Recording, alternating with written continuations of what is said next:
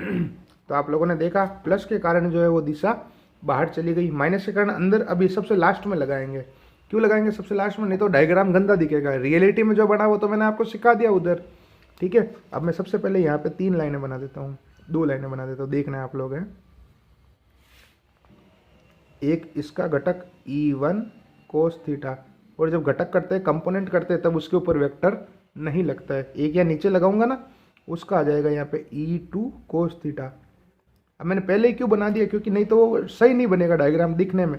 Reality में कैसे बना वो मैंने उधर सिखा दिया आपको। इसका एक घटक इधर हो जाएगा, कंपोनेंट ऊपर की तरफ, यहाँ पर E1 साइन थीटा, और जितना ही ऊपर गया उतना उतना नीचे यहाँ पर E2 साइन थीटा। ओके, और इसको यहाँ से डॉटेड लाइन मिलाना है यहाँ से। ये समांतर चतुर्भुज बना रहे, पैरेललोग्राम। 11th क्लास में आपने सदिश योग के नियम सीखे होंगे, उसी से ही है। वेक्टर एडिशन के लॉ सीखे होंगे, उस पर बेस्ड है। नहीं आता वेक्टर, कोई बात नहीं, चलेगा। ये यहाँ पे लगा दिया मैंने वेक्टर E2, समझ गए ना आप लोग। और एक और यहाँ तीर और लग जाएगा लास्ट में, रिजल्टेंट R, परिणामी यानी कुल। और ये हो गई वेक्टर P की दिशा। अब आप गिन लो, देखो 8 दिशाएं, 8 जगह तीर लगा हुआ है।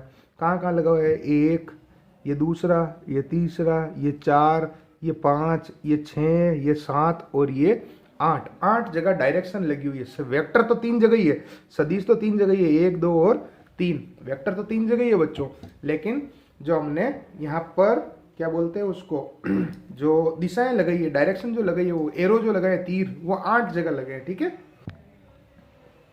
उम्मीद करता हूँ सबको डायग्राम समझ में आया होगा। और ये भी थीटा होगा और ये भी थीटा होगा। अब इसकी भाषा सुनना आप लोग, ये एग्जैक्ट सही डायग्राम बन गया, ठीक है। अब इसकी भाषा सुनना आप लोग, मेन भाषा, कि चित्रानुसार माना कि AB एक विद्युत द्विध्रुव है जिसमें -q और +q आवेश परस्पर न्यूनतम दूरी 2a पर स्थित है। और ये भाषा आपको फेयर नोट्स के अंदर भी लिखनी है, क्योंकि ये भाषा नहीं लिखोगे तो आपके नंबर कट जाएंगे बच्चों। और मैं यहाँ पे अभी लिखूंगा ना तो अभी फालतू 15-20 मिनट एक्स्ट्रा लग जाएंगे, वीडियो लंबा हो जाएगा बेवजह, ठीक है। तो मैं बोलता हूँ, आप लोग लिखिए, पहले समझ लो, फिर वीडियो को रिवाइंड कर करके देख लेना, लिख लेना, कोई दिक्कत नहीं। चित्रानुसार माना कि AB एक विद्युत द्विध्रुव है जिसमें -q और +q आवेश परस्पर न्यूनतम दूरी 2a पर स्थित है, ठीक है।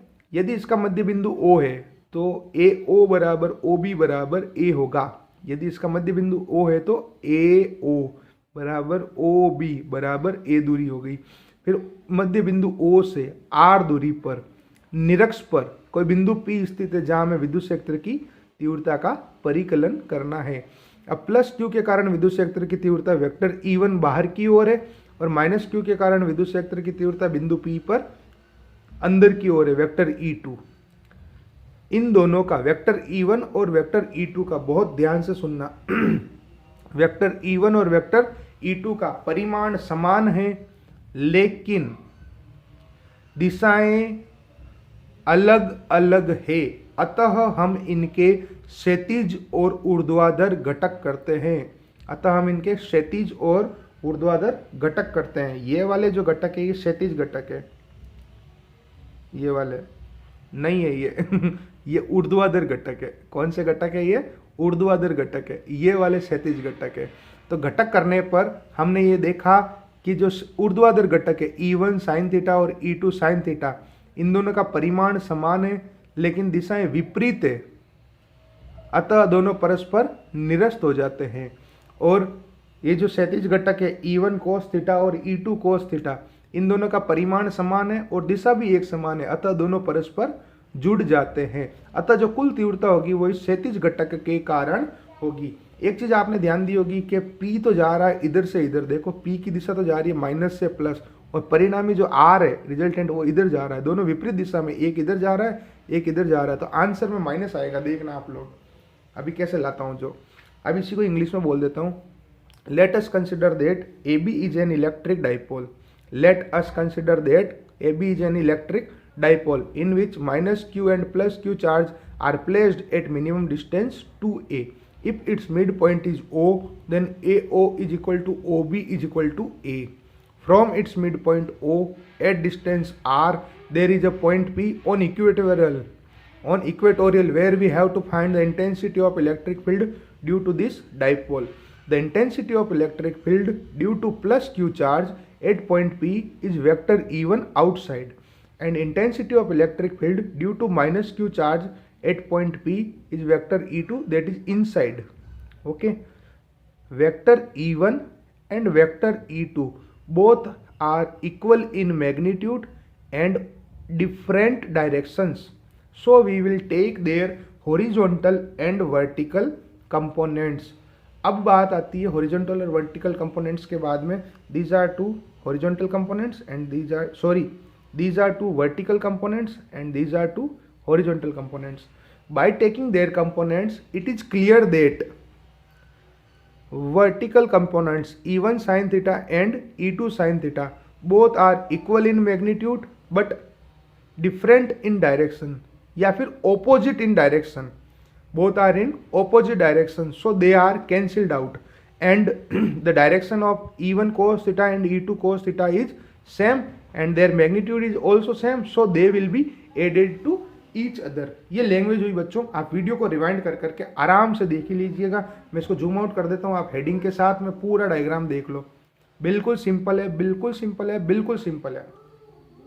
ठीक है, यहाँ तक उम्मीद करता हूँ सबको समझ में आया होगा. ठीक है भाई, सबको समझ में आया. चलिए डेरिवेशन स्टार्ट करते हैं इसका. डेरिवेशन के अंदर क्या करना है आपको, सबसे पहले वही पहले प्लस के कारण निकालेंगे, फिर माइनस के कारण, फिर दोनों को सोल्व कर देंगे. तो देखिए बिल्कुल सेम टू सेम है. पहला सबसे पहले क्या करेंगे बताओ आप मुझे, जैसे उस दिन किया था. प्लस क्यू के कारण बिंदु P पर, प्लस क्यू के कारण बिंदु P पर विद्युत क्षेत्र की तीव्रता, विद्युत क्षेत्र की तीव्रता, intensity of electric field, intensity of electric field due to plus Q charge at point P.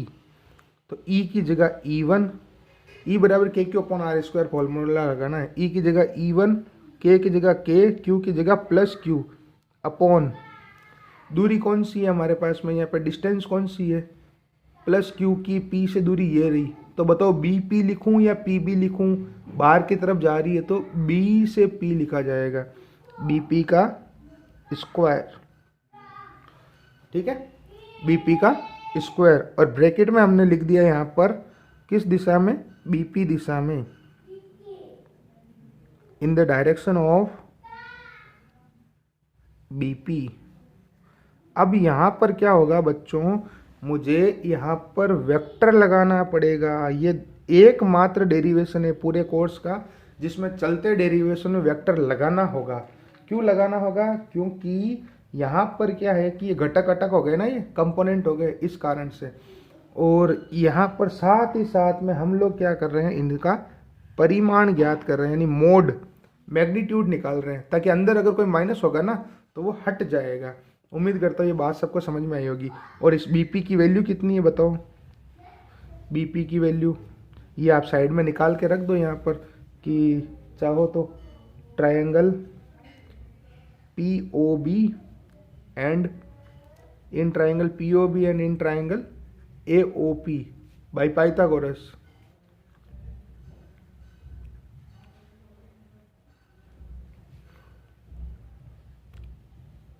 कितना हो जाएगा, PB is equal to under root R square plus A square, direct लिख दो, and AP is equal to also under root R square plus A square.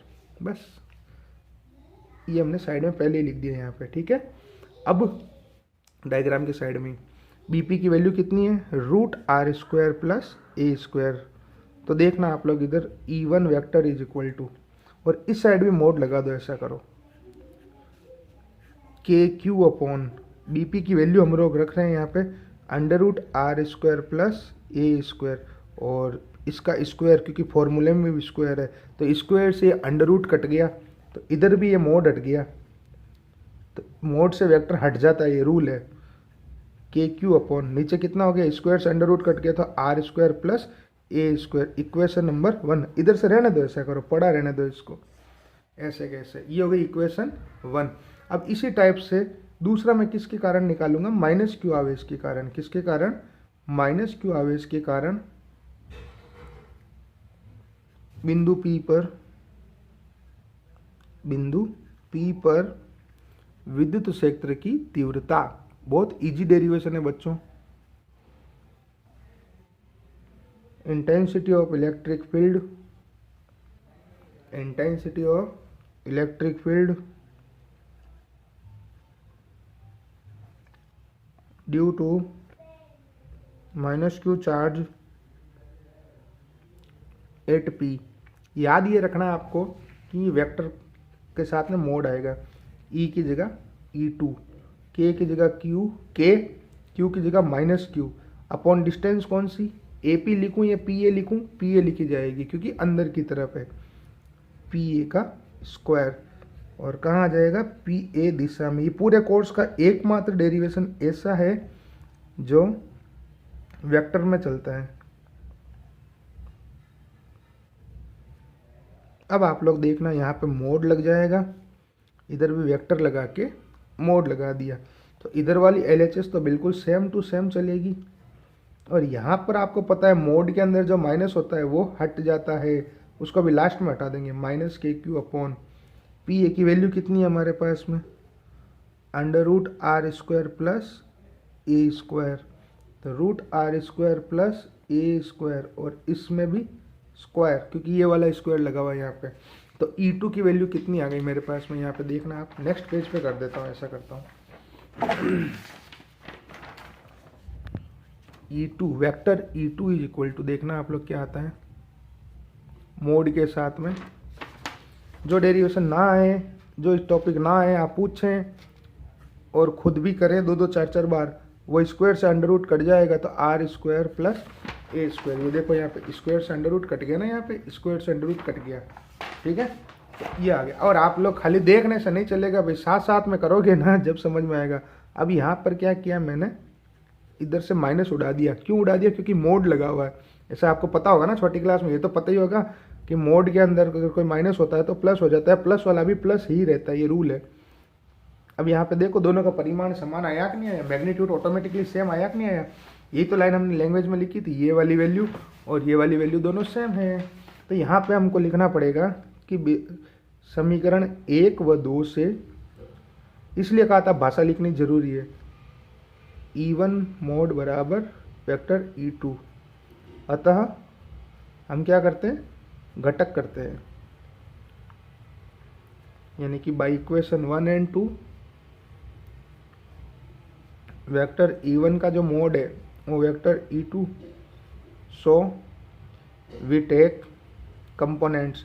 अब यहाँ पर जो भाषा मैं बोलने जा रहा हूँ वो फिर से सुनना, यहाँ पे वही की वही भाषा लैंग्वेज वापस लिखनी है जो अभी हमने लिखी थी डायग्राम को देख के।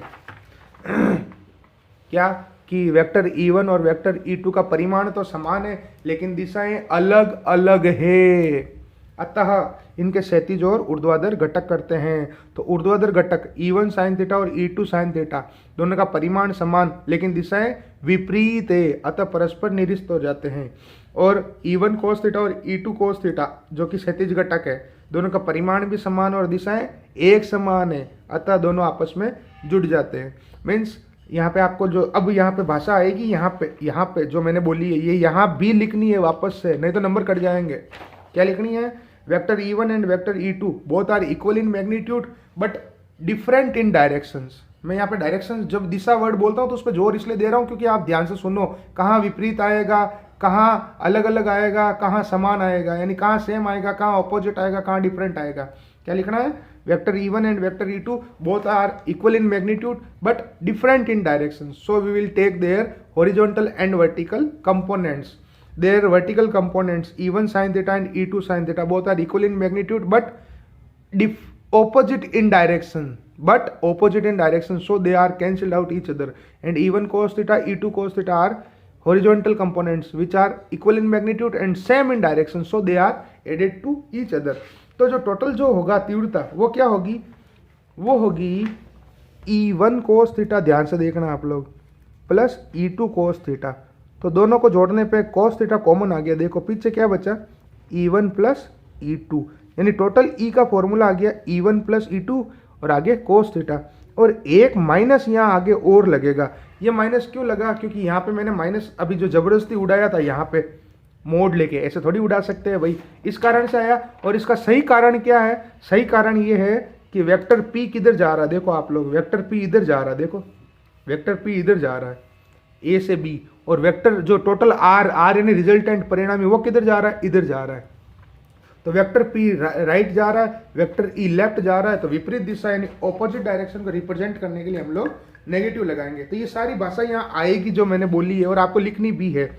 तो यहाँ पे थर्ड स्टेप में आ जाएगा कि बिंदु P पर कुल तीव्रता, बिंदु P पर कुल विद्युत क्षेत्र की तीव्रता, intensity of electric field, intensity of electric field at point P, total intensity. तो आप मेरी बात ध्यान से सुने, अगर आपको ये वेक्टर नहीं आता है तो आप इस सूत्र को याद करें, vector E is equal to minus bracket में vector E1 mod plus vector E2 mod और आगे कोस थीटा। अभी जो मैंने समझाया था कैसे आया, कुछ नहीं, E1 cos theta plus E2 cos theta को जोड़ दिया और वो कोस थीटा कॉमन आ गया, और वैसे वेक्टर लगा के मोड हटा दो, कोई फर्क नहीं पड़ता। ये आ जाएगी इक्वेशन नंबर 3। इस फॉर्मूले को याद कर लेना, अगर नहीं आपको वेक्टर आता है ना, सदिश नहीं आता, तो इस फॉर्मूले को रट लेना भाई, सीधी बात है। ये माइनस क्यों है वो भी मैंने आपको बता दिया। अब यहाँ आ जाएगा समीकरण 1, 2 व 3 से by equation 1, 2 and 3।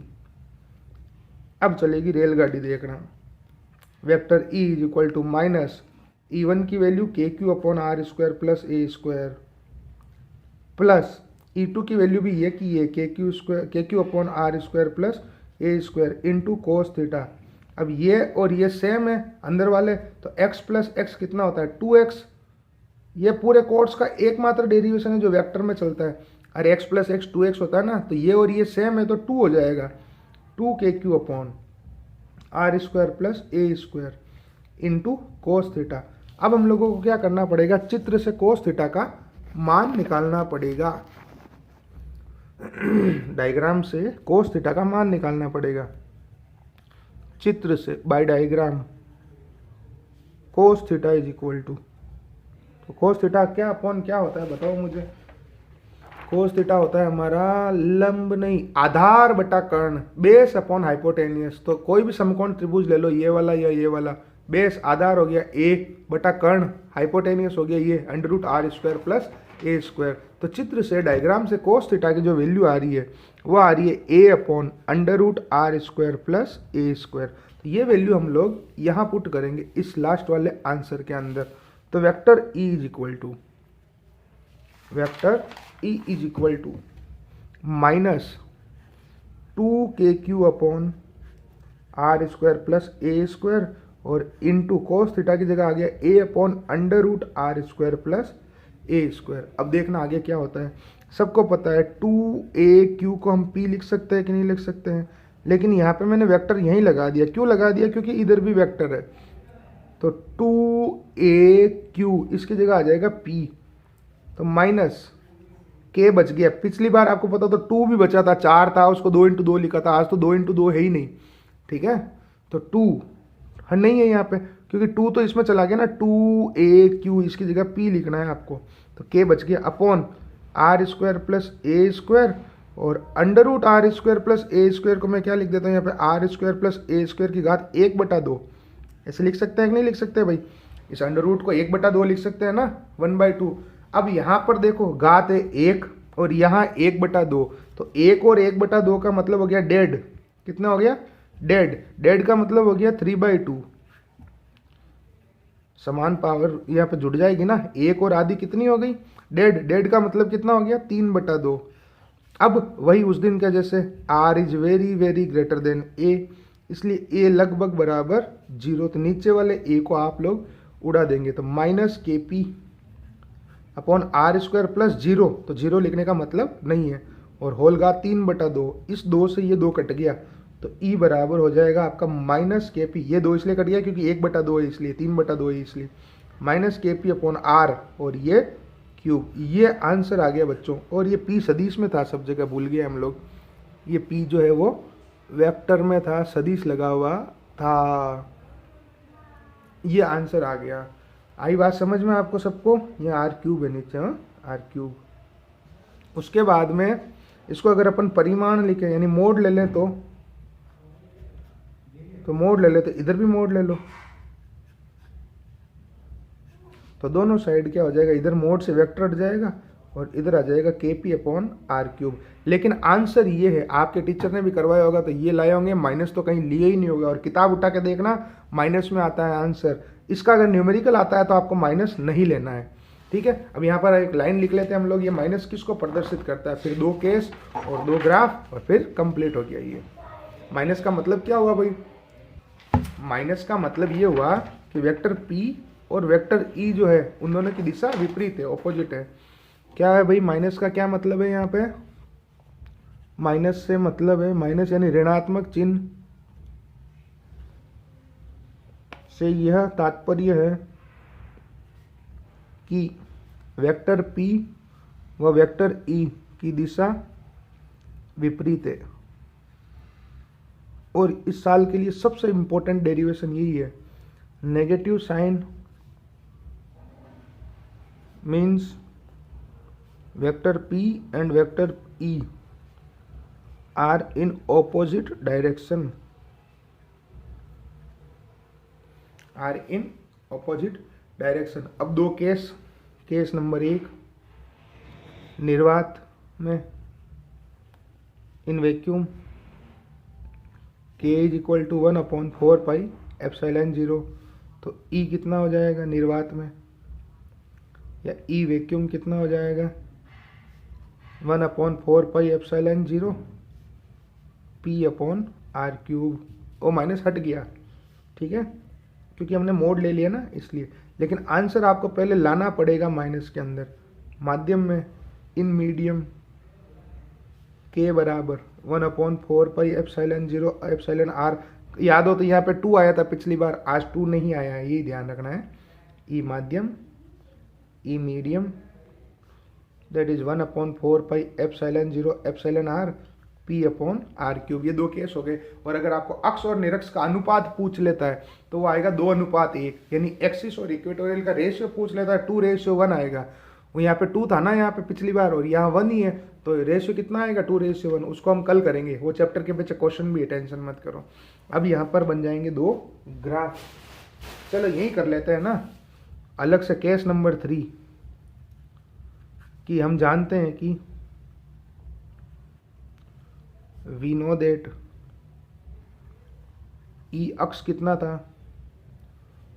2 kp upon R cube, कितना था 2 kp अपॉन आर क्यूब, यानी ई एक्सिस कितना था 2 kp अपॉन आर क्यूब। और ई निरक्ष कितना आया हमारे पास, ई इक्वेटोरियल कितना आया kp अपॉन आर क्यूब। तो अनुपात कितना हो जाएगा ई अक्ष बटा ई निरक्ष। ये सवाल पूछता है 2/1 या 2:1, यानी ई एक्सिस अपॉन, चाहो तो भाग लगा के देख लो आप लोग, ई इक्वेटोरियल कितना हो जाएगा 2:1। अब बना देते हैं इसके ग्राफ। ग्राफ वही के वही बनेंगे। ग्राफ के अंदर क्या आ जाएगा कंडीशन कि ई समानुपाती 1/r क्यूब। तो पहला ग्राफ ई व आर में, कल संडे, कल आपको ग्राफ बनाना सिखाऊंगा कैसे ग्राफ बनते हैं। पहला ग्राफ ई और आर में, अब तो वैसे पता चल गया होगा आपको, वक्र बनेगा, कर्व बनेगा, बिल्कुल सेम ग्राफ बनेंगे जो कल बने थे। समानुपाती नहीं है, व्युत्क्रमानुपाती ही है, इन्वर्सली प्रोपोर्शनल है। और दूसरा ग्राफ है हमारा ई व 1/r क्यूब में, वो बन जाएगा सरल रेखा, यानी स्ट्रेट लाइन ग्राफ बन जाएगा।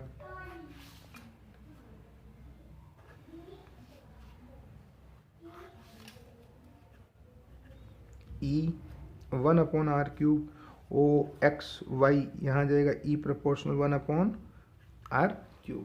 ये डेरिवेशन कंप्लीट हो गया, पूरा देख लेना इसको है।